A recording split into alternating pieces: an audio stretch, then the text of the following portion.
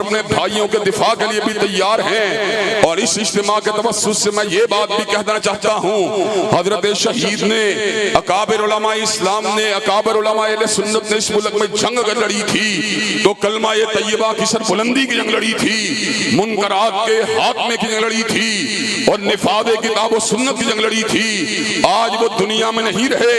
हम ऐसे कमजोर और बेबस लोग आज दुनिया के अंदर मौजूद हैं, लेकिन हम इस बात का ऐलान करना चाहते हैं, इंशाअल्लाह अपने आबा की रिवायात को पलटा के रहेंगे, अपने अस्लाफ की तारीख को दोहरा के रहेंगे और मीनारे पाकिस्तान के छांव के नीचे निफादे किताब और सुन्नत का नारा लगा के रहेंगे।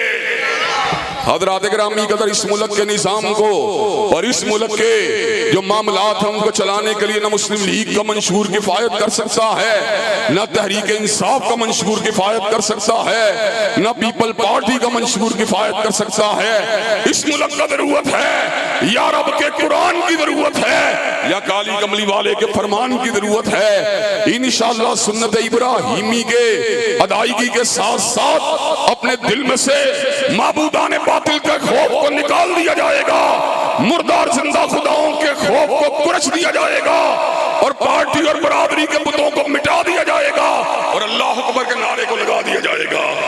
हज़रात गिरामी कदर, क्या आप सुन्नत इब्राहिमी से जो हमें सबक मिलता है उस सबक को दोहराने के लिए तैयार हैं इंशाअल्लाह? क्या तकबे वाली कुर्बानी अदा करने के लिए तैयार हैं इंशाअल्लाह? वाखिरु दावाना